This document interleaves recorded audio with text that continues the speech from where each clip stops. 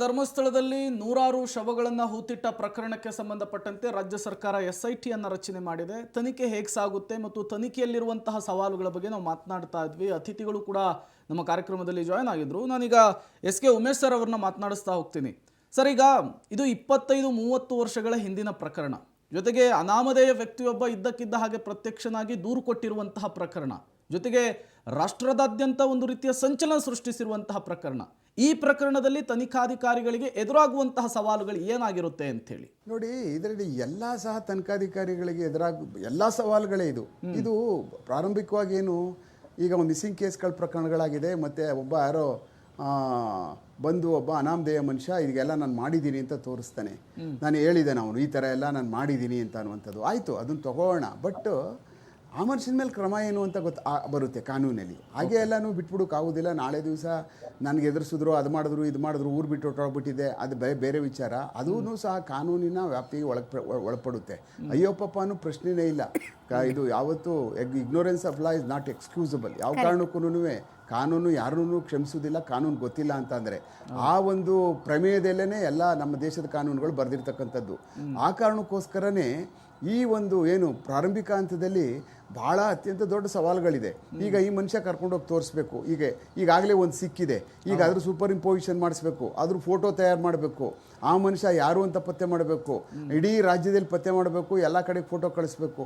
ಅದೇ ಥರ photo super ಇಂಪೋಸಿಷನಲ್ಲಿ ಆಗುತ್ತೆ ಅನ್ನೋ ಗ್ಯಾರಂಟಿ ಇಲ್ಲ. ಅದು ಒಂದು ಹಬ್ಬ ಅಂದರೆ ಒಂದು 60-70% ಅದಕ್ಕೆ ಒಂದು ಮುಖವಾಡವನ್ನು ಮಾಡ್ತೀವಿ ನಾವು ಇದರೊಳಗಡೆ ಸಿಕ್ಕಿರ್ತಕ್ಕಂಥ ಸ್ಕಲ್ಲಲ್ಲಿ. ಅದು ಪತ್ತೆ ಮಾಡುವಂಥದ್ದು ನನ್ನ ಲೆಕ್ಕದಲ್ಲಿ ಅದು ಯಾವ ಥರ ಆದರೂ ತಿಳ್ಕೊಬೋದು. ಭಾಳ ಅತ್ಯಂತ ಕಷ್ಟವಾದಂಥ ಪ್ರಶ್ನೆ. ಅದಾದಮೇಲೆ ಅದಕ್ಕೆ ಸಂಬಂಧಪಟ್ಟಂಥ ಪೂರಕವಾದಂಥ ಪರೀಕ್ಷೆಗಳನ್ನ DNA ಹೋಗ್ತವೆ. DNA ಹೋಗಿ ಗಂಡಸ, ಹೆಂಗ್ಸ, ಎಕ್ಸಾಮಿನೇಷನ್ ನಡೆಯುತ್ತೆ. ಎಲ್ಲ ಥರವಾದಂಥ ಎಕ್ಸಾಮಿನೇಷನ್ ಸೆಕ್ಸ್ ಡಿಟರ್ಮಿನೇಷನ್ ಮಾಡಬೇಕಾಗುತ್ತೆ, ಯಾವುದು ಫೀಮೇಲಾ ಮೇಲಾ ಅಂದ್ಬಿಟ್ಟು ಅಂತ. ಅದಾದಮೇಲೆ ಏಜ್ ಮಾಡಬೇಕಾಗುತ್ತೆ. ಅದಾದಮೇಲೆ ಹೋಮಿಸೈಡ್ ಅಲ್ಲ ಅಥವಾ ಸೂಸೈಡ್ ಅಲ್ಲ, ಕೊಂದಾಕಿದಾರಾ ಇಲ್ಲ ಅವರಾಗಿದ್ದವ್ರು ಸತ್ತಿದಾರಾ.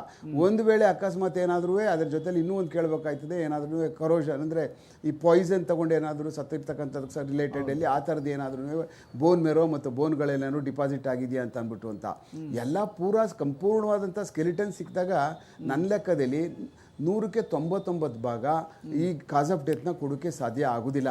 ಯಾಕೆಂದರೆ ಅಕಸ್ಮಾತ್ ಒಡೆದು ಗಿಡ್ದು ಕೊಂದು ಮುರಿದು ತಲೆಬುರುಡೆ ಚಚ್ಚಿ ಏನೋ ಆಗಿ ಆ ಥರ ಆಗಿರುವಂಥವಕ್ಕಾದರೆ ಈ ಥರ ಬ್ರೋಕನ್ ಆಗಿದೆ, ಈ ಥರ ಭಾಳ ಒಂದು ಏಟ್ ಬಿದ್ದಿದೆ, ಒಂದು ಬಲವಾದಂಥ ಯಾವುದ್ರಲ್ಲೂ ಹೊಡೆದಿದ್ದಾರೆ ಅಂತ ಹೇಳ್ಬಿಟ್ಟು ಅಂತೇಳಿ ಸ್ಕಲ್ ಮೇಲೆ ಏನೋ ಆಗ್ಬೋದು. ಆದರೆ ಸಿಕ್ಕ ಆದಮೇಲೆ ಮೂಳೆಗಳು ಸಿಕ್ಕಂಥ ಕೇಸಸ್ಗಳಲ್ಲಿ ನನ್ನ ಲೆಕ್ಕದಲ್ಲಿ ಒಪಿನಿಯನ್ ತಗೊಳ್ಳೋದೇ ಒಂದು ದೊಡ್ಡ ಚಾಲೆಂಜು. ಇನ್ನು ಪತ್ತೆ ಮಾಡೋದು ಬಿಡಿ, ಯಾರು ಮಾಡಿದ್ದಾರೆ ಅಂತ ಅನ್ನುವಂಥದ್ದನ್ನ ಹಿಡಿಯುವಂಥದ್ದು, ಅವ್ರನ್ನ ಅರೆಸ್ಟ್ ಮಾಡುವಂಥದ್ದು, ಕೋರ್ಟಿಗೆ ಕರ್ಕೊಂಡು ಹೋಗುವಂಥದ್ದು ಬಿಟ್ಟಾಕ್ಬಿಡಿ. ಇದರಲ್ಲಿ ಯಾರು ಏನಕ್ಕೆ ಯಾತಕ್ಕೆ ಸತ್ತವನಿ ಅಂತ ಅನ್ನುವಂಥ ಒಪಿನಿಯನ್ ತಗೊಳ್ಳೋದರಲ್ಲೇ ನನ್ನ ಲೆಕ್ಕದಲ್ಲಿ ಮಿನಿಮಮ್ 4-5 ವರ್ಷ ಆಗ್ಬಿಡ್ತದೆ. ಅಷ್ಟು ಸುಲಭ ಇದು. ಒಂದು SIT ಮಾಡಿಬಿಟ್ಟಾಗ ಬೇರೆ SITಗಳು ನಾವು ನೋಡಿದೀವಿ.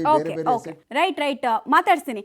ದಿನೇಶ್ ಸರ್, ನೆಕ್ಸ್ಟ್ ಪ್ರಶ್ನೆ ಇರೋದು ನನಗೆ, ಇಡೀ ಪ್ರಕರಣದಲ್ಲಿ ಸೈಂಟಿಫಿಕ್ ಲಿಮಿಟೇಷನ್ ಅನ್ನೋದು ತುಂಬಾ ಜಾಸ್ತಿ ಕಾಣಿಸ್ತಾ ಇದೆ ನನಗೆ. ಒಂದು ಸುಮಾರು ಸಮಯ ಆಗೋಗಿದೆ. ಆಮೇಲೆ ಅಲೀಜ್ಡ್ ಕ್ರೈಮ್ ನಡೆದಿದೆ ಅಂತ ಹೇಳ್ತಾ ಇರೋ ವ್ಯಕ್ತಿ ಈಗ ಪ್ರತ್ಯಕ್ಷ ಆಗಿದ್ದಾನೆ. ಸೊ ಇದರಲ್ಲಿ ಕ್ರೈಮನ್ನು ಹೆಂಗೆ ಪ್ರೂವ್ ಮಾಡ್ತಾರೆ? FSL ಎಕ್ಸ್ಪರ್ಟ್ಸ್ ಇರ್ಬೋದು ಅಥವಾ ತನಿಖಾಧಿಕಾರಿಗಳಿರ್ಬೋದು, ಏನು ಸವಾಲಿರುತ್ತೆ? ಲಿಮಿಟೆಡ್ ಸೈಂಟಿಫಿಕ್ ಎವಿಡೆನ್ಸ್ ಅಂದರೆ ಏನು ಅಂತ ನಮ್ಮ ಜನರಿಗೆ ಅರ್ಥ ಮಾಡಿಸೋದಾದ್ರೆ. ಅಲ್ಲ ನೋಡಿ, ಈಗ ಸೈಂಟಿಫಿಕ್ ಎವಿಡೆನ್ಸ್ ಅಂತ ಒಂದ್ ಏನ್ ಹೇಳ್ತಾರೆ ಅಂದ್ರೆ, ನೋಡಿ ಈಗ the person who is pointing out is the person, ಯಾರು ಅವರು ಜಾಗದಲ್ಲಿ ಊತಿದಾರಲ್ಲ, is the one. How reliable is to assess his profile is very important. ಈಗ ನೋಡಿ, ಅವ್ರು ಏನೋ ಒಂದು ಜಾಗದಲ್ಲಿ ತೋರಿಸ್ತಾರೆ ಅಂತ. ಈಗ ಫಾರ್ ಎಕ್ಸಾಂಪಲ್, ಈಗ ಬೆಂಗಳೂರಲ್ಲಿ ತಕೊಳ್ಳಿ, ಯಾವುದೇ ಸಿಟಿನಲ್ಲಿ ತಕೊಳ್ಳಿ, ಇಲ್ಲ ಯಾವುದೇ ಒಂದು ಪಿಲಿಗ್ರಿಮೇಜ್ ಎಲ್ಲಿ ಜನ ಬಂದು ಹೋಗ್ತಾರೆ ಅಂತ ಜಾಗದಲ್ಲಿ ಅನ್ಐಡೆಂಟಿಫೈಡ್ ಮತ್ತೆ ಅನ್ಕ್ಲೈಮ್ಡ್ ಬಾಡೀಸ್ ಅಂತ ಹೇಳ್ತೀವಿ ನಾವು. ಇದು ಫಾರ್ ಎಕ್ಸಾಂಪಲ್ ತಿರುಪತಿ ತಕೊಳ್ಳಿ, ಇಲ್ಲ ನಮ್ಮ ಇದು ಕಾಶಿ ತಕೊಳ್ಳಿ, ಇಲ್ಲಿ ನೂರಾರು ಅನ್ಕ್ಲೈಮ್ಡ್ ಬಾಡೀಸ್ ಮತ್ತೆ ಅನ್ಐಡೆಂಟಿಫೈಡ್ ಬಾಡೀಸ್ ಬರುತ್ತೆ. ಅಲ್ಲಿ ಲೋಕಲ್ ಮಹಾಜರ್ ಮಾಡಿ ಅದು ಒಂದ್ ಜಾಗದಲ್ಲಿ ಊತೋದು, ಇದು ಒಂದು ನಾರ್ಮಲ್ ಪ್ರೊಸೀಜರ್. ಕರೆಕ್ಟ್. ಸೊ ಹಾಗೆ Dharmasthala is another one place where thousands of people will come. ಅಲ್ಲಿ ಅನ್ಕ್ಲೈಮ್ಡ್ ಅನ್ಐಡೆಂಟಿಫೈಡ್ ಬಾಡೀಸ್ ಸಿಗೋದು ಸಹಜ. ಇದರಲ್ಲಿ ಯಾವುದೇ ಆಶ್ಚರ್ಯ ಇಲ್ಲ. ಯಾಕಂದ್ರೆ ಈಗ ಬೆಂಗಳೂರಿನಲ್ಲಿ ನಾವಿದ್ದಾಗ್ಲೇ ನಮ್ಗೆ ತಿಂಗಳಿಗೆ 7ರಿಂದ 10 ಬಾಡಿ ಸಿಕ್ತಿತ್ತು, ಅನ್ಕ್ಲೈಮ್ಡ್ ಅನ್ಐಡೆಂಟಿಫೈಡ್ ಬಾಡೀಸ್. ಅದನ್ನ ನಾವು ಇದು ಮಹಾಜರೆಲ್ಲ ಮಾಡಿಸಿ ಪೋಸ್ಟ್ ಮಾರ್ಟಮ್ ಮಾಡಿ ಮತ್ತೆ ಕಾಸ್ ಆಫ್ ಡೆತ್ ಕೊಟ್ಟು ಒಂದ್ ಕಡೆ ಊತಾಕ್ಸ್ತಾ ಇದ್ವಿ. ಅದನ್ನ ಊತಾಕ್ಸೋದ ನಮ್ಮ ಹುಡುಗರೇನೆ. So this is not surprising. But one thing ಏನಂದ್ರೆ, ಕ್ರೈಮ್ ನಡೆದಿರೋ ಬಾಡಿನ ಈ ತರ ಊತ್ ಹಾಕಿದ್ದಾರೆ ಅನ್ನೋದು, that is what is strange. So ಇದು ದಟ್ ಈಸ್ ಒನ್. ಎರಡನೇದು, ದ ಪರ್ಸನ್ ಯಾರು ಇದು ದಫನ್ ಮಾಡಿದ್ದಾರೆ ಇಷ್ಟು ವರ್ಷ ಏನ್ ಮಾಡಿದ್ರು, why has not come out, and that is one. ಈಗ ಇನ್ನೊಂದು, what is the reason for him to come now, ಈಗ ಬರ್ಲಿಕ್ಕೆ ಕಾರಣ ಏನು?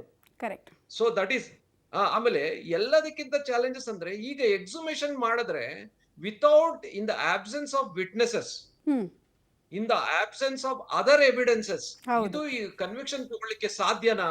ನನಗ್ ಗೊತ್ತಿರಂಗೆ ಅಸಾಧ್ಯ.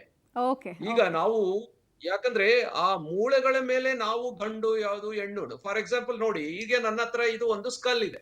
ಈ ಸ್ಕಲ್ ಅನ್ನ ತೆಕ್ಕೊಂಡು ನಾನು ಇದ್ರ ಮೇಲೆ ಏನಾದ್ರೂ ಏಟ್ ಆಗಿದ್ರೆ ಯಾಕೆ ಸತ್ತಿದ್ದಾನೆ ಅಂತ ನಾನು ನಿಮಗೆ ಹೇಳಬಲ್ಲೆ. ಬಟ್ ಇದು ಏಜ್ ಎಷ್ಟು, ಯಾವ ವಯಸ್ಸು ಅಂತ ಹೇಳಬಲ್ಲೆ, ಗಂಡು ಹೆಣ್ಣು ಅಂತ ಹೇಳಬಲ್ಲೆ, ಇದ್ರ ಹೈಟ್ ಅಂತ ಏನ್ ಹೇಳಬಲ್ಲೆ, ಇದರಿಂದ DNA ಸ್ಯಾಂಪಲ್ ತಗೊಂಡು ಇದ್ರ ಯಾರು ಮಿಸ್ಸಿಂಗು, ಈ ಏಜ್ ಗ್ರೂಪ್ ಅಲ್ಲಿ ಈ ಸೆಕ್ಸ್ ಗ್ರೂಪ್ ಅಲ್ಲಿ ಮಿಸ್ಸಿಂಗ್ ಆಗಿದ್ದಾರೆ ಅವ್ರನ್ನ ತೆಕ್ಕೊಂಡು ನಾನು we can confirm the family members, ಮತ್ತೆ ಅವ್ರದ DNA ಸ್ಯಾಂಪಲ್ಸ್, ಬ್ಲಡ್ ಸ್ಯಾಂಪಲ್ ತಗೊಂಡು ನಾನು we can confirm their identity. But ಈಗ ನಾವು ಅದರಲ್ಲಿ ಏನಾದ್ರೂ ಮೊದ್ಲೇ ಹೇಳ್ದಾಗೆ ಮೂಳೆಗಳ ಮೇಲೆ ಗಾಯ ಇದ್ದಾಗ ಮಾತ್ರ ಅನ್ಯಾಚುರಲ್ ಆಕ್ಟ್ ಅಂತ ಹೇಳ್ಬಹುದು. ಈಗ ಕತ್ತಿಸ್ಕಿದ್ದಾರೆ ಅಂತ ನಾನು ಆತರ ಅಂತ ಹೇಳ್ಬೇಕಂದ್ರೆ ಎಸ್ಟಾಬ್ಲಿಷ್ ಮಾಡೋದು ಈ ತರ ಸ್ಕೆಲಿಟನ್ಸ್ ಅಲ್ಲಿ ಕಷ್ಟ. ಅವಾಗ ಯಾಗ ಸಾಧ್ಯ ಅಂದ್ರೆ, ಈ ಮನುಷ್ಯ ಯಾರು ಊತಿದ್ದಾರೆ, ಈ might have seen the crime scene, ಅಂದ್ರೆ ಮೊದ್ಲೇ ಹೊಡೆದಿರೋದು, ಕತ್ತಿಸ್ತಾ ಇರೋದು ಇವ್ ನೋಡಿರ್ಬೇಕು. ನೋಡಿದ್ರೆ ಅದು ಯಾರು ಮಾಡಿದ್ದಾರೆ ಅಂತ. ಬಟ್ ಅದನ್ನ ಹೇಗೆ ಕೋರಿಲೇಟ್ ಮಾಡೋದು, that is another challenging task. ನೋಡಿದ್ರು ಕೋರಿಲೇಟ್ ಮಾಡೋದ್ ಕಷ್ಟ, ನೋಡದೆ ಇದ್ರೆ ಇದನ್ನ ಪ್ರೂವ್ ಮಾಡ್ಲಿಕ್ಕೆ ಅಸಾಧ್ಯ. Just mere statement of this person who has come after 25 years, how reliable it is the court has to decide. Okay.